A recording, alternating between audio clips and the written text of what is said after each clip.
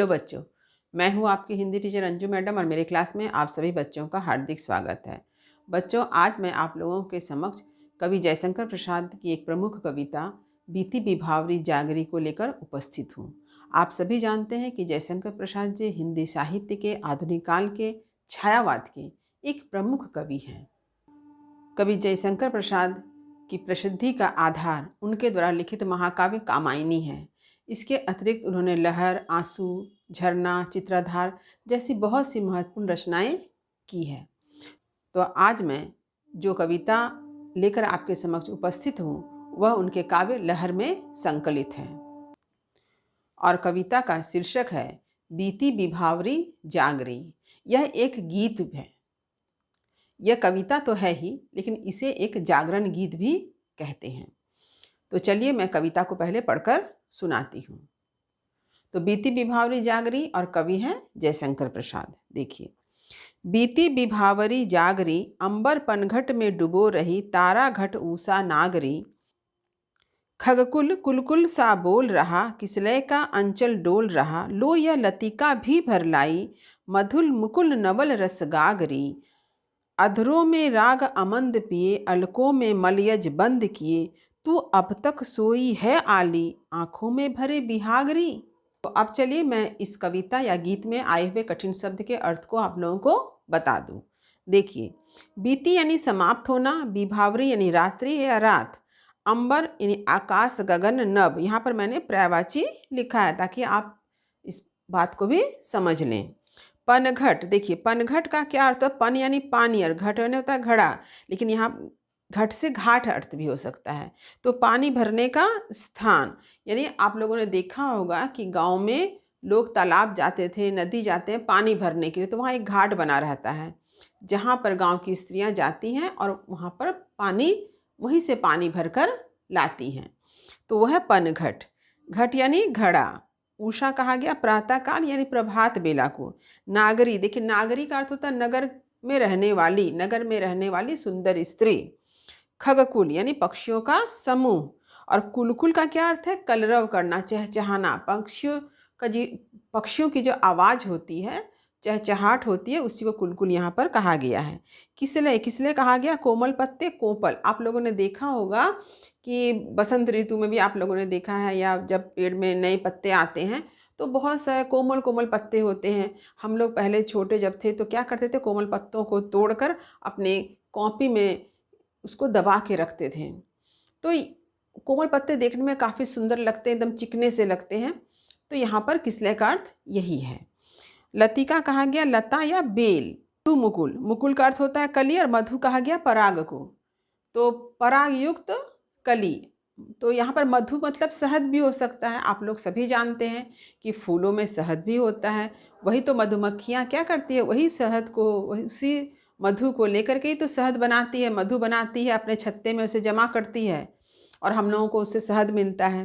तो यह मधु मुकुल यानी परागयुक्त कली। नवल यानी नया। देखिए रस कहा गया मकरंद। गागरी यानी गागर और कलश।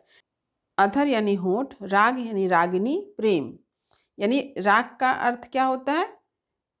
एक धुन हो सकता है और प्रेम भी है। अमंद यानी जो धीमा या मंद ना हो, यानी जो तेज है, जिसके अंदर ऊर्जा हो, उसे हम लोग अमंद कहेंगे। अलक यानी केश राशि। मलयज, देखिए मलयज यानी सुगंधित हवा।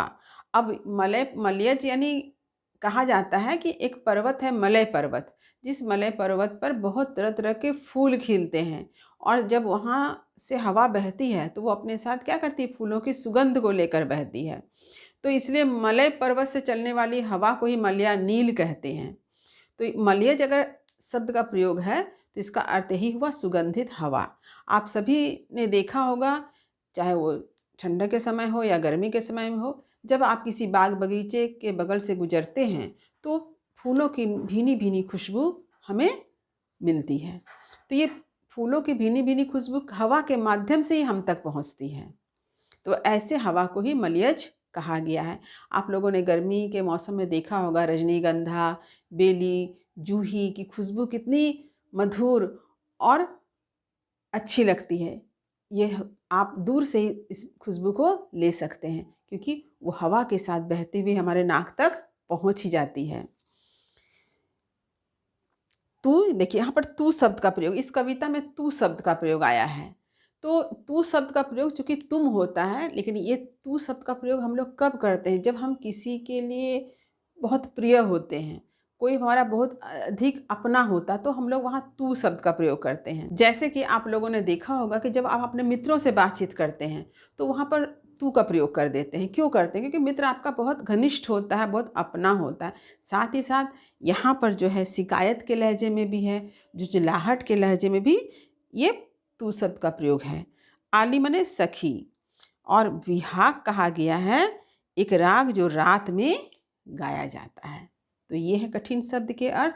अब मैं कविता का प्रसंग बताती हूँ और फिर उसके बाद पंक्ति की व्याख्या करूँगी। छायावाद का जो समय था, वह समय था स्वाधीनता संग्राम का समय। ऐसे समय में हमारे देश में एक स्वाधीनता आंदोलन चल रहा था और स्वाधीनता आंदोलन का प्रभाव प्रत्येक व्यक्ति पर पड़ा, तो कवियों पर भी पड़ा। कवि भी अपनी रचनाओं के द्वारा लोगों के मन में देशभक्ति, राष्ट्रीय चेतना को जगाने का कार्य कर रहे थे। तो जयशंकर प्रसाद कैसे पीछे रह सकते हैं? वो तो छायावाद के प्रतिनिधि कवि हैं। तो छायावाद के प्रतिनिधि कवि होने के साथ ही उनका एक दायित्व बढ़ जाता है देश के प्रति। तो चूंकि उन्होंने प्रकृति प्रेम से संबंधी कविताएं लिखी हैं, स्थूल वर्णन के स्थान पर सूक्ष्म वर्णन किया है, सौंदर्य चित्रण किया है, लेकिन वे राष्ट्रभक्ति, राष्ट्र चेतना, वे देशभक्ति से पीछे नहीं रहे। उन्होंने अपनी कविता के माध्यम से देशवासियों को जगाने का भी कार्य किया है और इसी क्रम में उन्होंने यह कविता भी लिखी है। यह एक जागरण गीत है। जागरण यानी जगाने का गीत।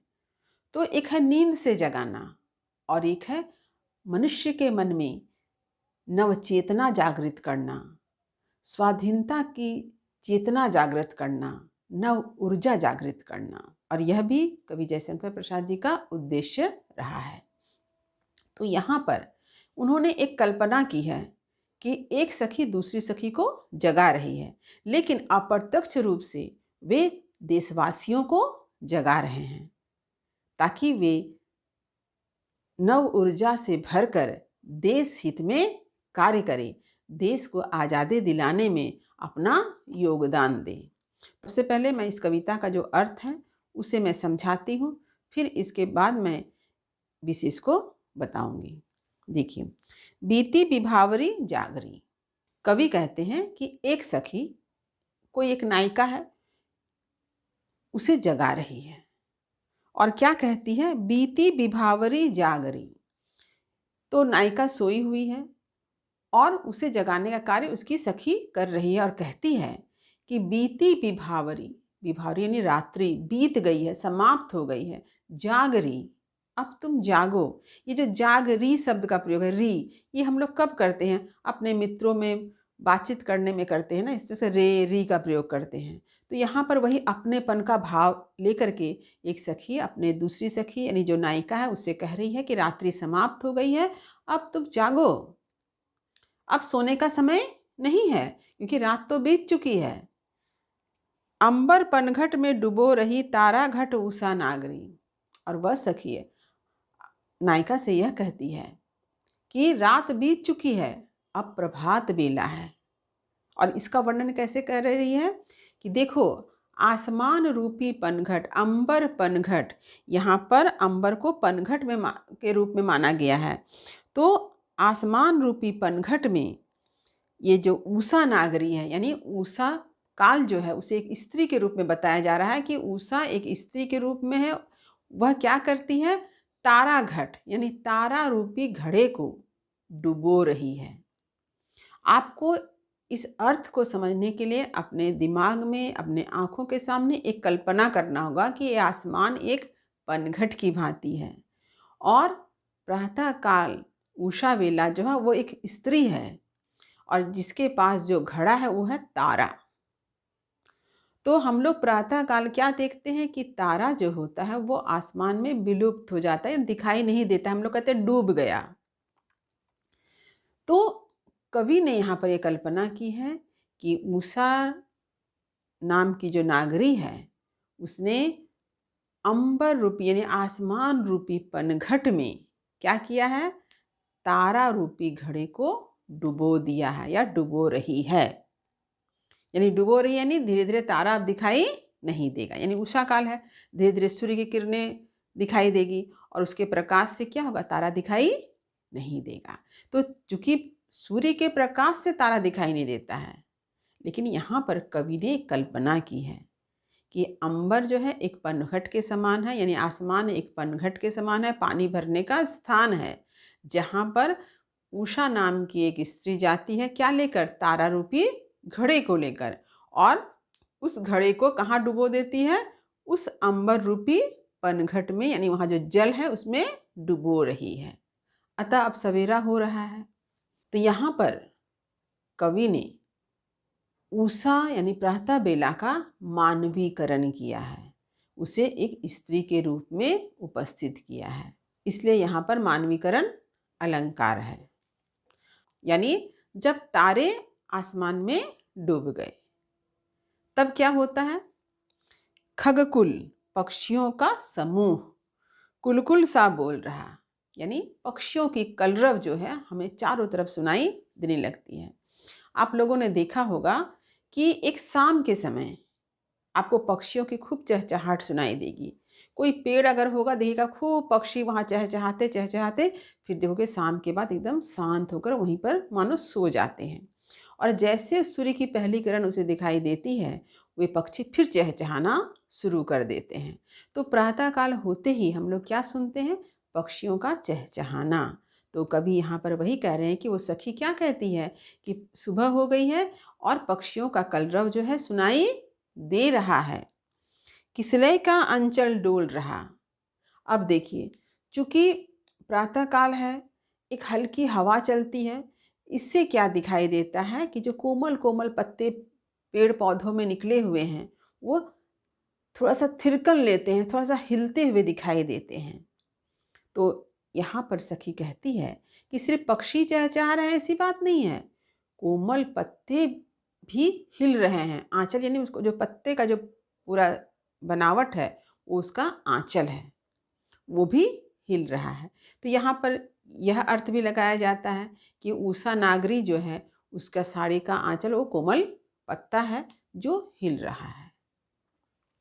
आप यहाँ पर सीधे यह भी लिख सकते हैं कि कोमल पत्ते जो हैं वो मंद हवा से हल्के से हिलते दिखाई दे रहे हैं। लो या लतिका भी भरलाई मधु मुकुल नवल रस गागरी। अब पुनः यहाँ पर एक फिर मानवीकरण है। तो यहाँ पर कवि ने लता यानी जो पेड़ पौधों से लिपटी हुई बेल है, लता है, उसका मानवीकरण किया है। लताएं जो है कली रूपी कलश को लेकर के आई है। तो ये कली जो है मुकुल है, यानी अधखिले फूल, मुकुल को ही यहाँ पर गागरी माना गया है कि मुकुल में क्या भरे हुए हैं, पराग भरा हुआ है, उसमें मकरंद भरा हुआ है।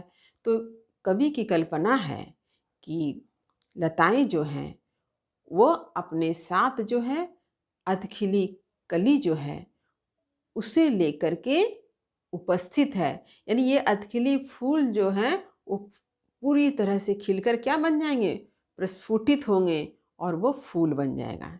लोया लतिका भी भरलाई मधु मुकुल नवल रस गागरी। तो कवि का कहना है कि लता भी जो है वह अपने साथ एक गागरी यानी कली को गागरी कहा गया उसे लेकर उपस्थित है, जिसमें रस मकरंद पराग सब कुछ भरा हुआ है। तो यही कली क्या बन जाएगी, अब फूल बन जाएगी। तो एक सखी जो नायिका को उठा रही है, जगा रही है, वो ये सारी बातें कहती है। अधरों में राग अमंद पिए अलकों में मलयज बंद किए। तो सखी नायिका से कहती है कि तुम्हारे अधरों में क्या है, अमंद राग है, यानी तुमने अमंद राग पिया हुआ है। तो ये अमंद मतलब जो धीमा ना हो, यानी तेज ऊर्जावान, ये राग तुम्हारे होठों में है, बंद पड़ा है, तुमने उसका पान किया है, इसलिए तुम्हारे होठ कैसे हैं, लाल रंग के हैं, रक्तिम हैं। अलकों में मलयज बंद किए, और तुम्हारी केश राशि में क्या है, सुगंधित हवाएं भरी हुई है, यानी सुगंध बंद है। तू अब तक सोई है आली आंखों में भरे बिहागरी।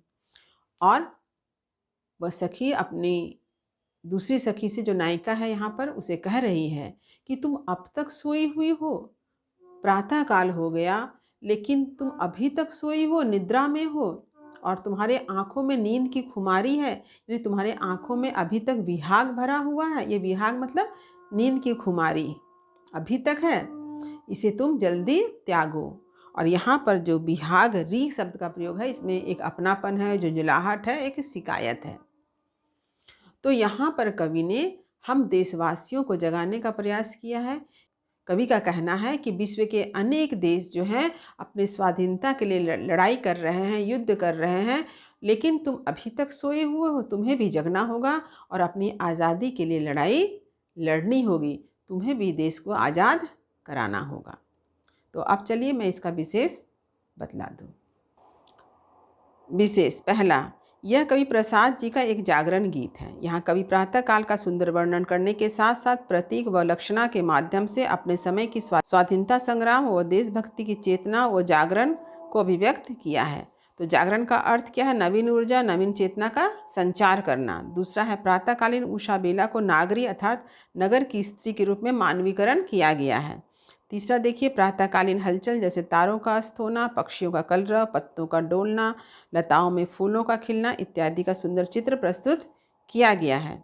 चौथा देखिए, कविता में मानवीकरण अलंकार, रूपक अलंकार, अनुप्रास अलंकार का सुंदर प्रयोग है। तो अब देखिए कहाँ पर कैसे इसका प्रयोग है, इसे देख लीजिए एक बार। मानवीकरण अलंकार, जब जड़ पदार्थों और प्रकृति के अंग आदि पर मानवीय क्रियाओं का आरोप लगाया जाता है, वह मानवीकरण अलंकार होता है। तो कैसे यहाँ मानवीकरण अलंकार है, देखिए यहाँ उषा बेला को सुंदर स्त्री के रूप में दिखाई जाने के कारण मानवीकरण अलंकार है, इसे आप जरूर लिखिएगा।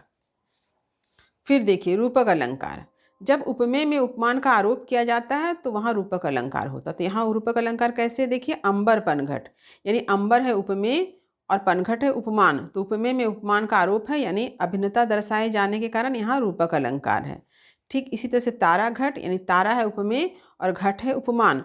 तो उपमेय में उपमान का आरोप है, यानी अभिन्नता दर्शाई गई है, इसलिए यहाँ रूपक अलंकार है। अगला देखिए अनुप्रास अलंकार, जब किसी काव्य को सुंदर बनाने के लिए किसी वर्ण की बार बार आवृत्ति हो तो वह अनुप्रास अलंकार कहलाता है। तो जैसे मधु मुकुल में माँ वर्ण की आवृत्ति से यहाँ अनुप्रास अलंकार है। आप कुलकुल शब्द में भी क वर्ण की आवृत्ति से अनुप्रास अलंकार बता सकते हैं। पांचवा देखिए, काव्य भाषा तत्सम पदावली युक्त खड़ी बोली हिंदी है। इसके साथ ही तद्भव व देशज शब्दों का भी सहज प्रयोग है। और छठा देखिए, कविता गीतात्मकता जैसे गुण से युक्त है, इसका नाद सौंदर्य अद्भुत है। तो ये है इस कविता का विशेष। तो यहाँ पर आप लोगों ने देखा कि उषा बेला का मानवीकरण किया गया है और लतिका का भी मानवीकरण यहाँ हमें मिलता है। इसके साथ ही साथ हम लोग प्रातःकाल क्या देखते हैं कि तारा जो है आसमान में धीरे धीरे अस्त हो जाते हैं, यानी सूर्य के किरणों के कारण तारे हमें दिखाई नहीं देते हैं। इसके साथ ही साथ पक्षियों का कलरव करना, कोमल पत्तों का हिलना और कली का खिलना, ये सारी प्राकृतिक घटनाएं हमें प्रातःकाल दिखाई देती है। तो उम्मीद करती हूँ कि आज मैंने इस कविता को जिस तरह से समझाया है यह आपको अच्छी तरह से समझ में आ गया होगा। फिर भी यदि कहीं कुछ समझने में दिक्कत हो तो मुझे कमेंट अवश्य करें। वीडियो को लाइक करें, सभी पढ़ने वाले विद्यार्थियों में शेयर जरूर करें। जो बच्चे मेरे चैनल पर नए हैं वे चैनल को सब्सक्राइब करना ना भूलें, ताकि हर नई वीडियो का नोटिफिकेशन उन्हें समय समय पर मिल सके। तब तक पढ़ते रहिए, जीवन में आगे बढ़ते रहिए, स्वस्थ रहिए और खूब प्रसन्न रहिए। धन्यवाद।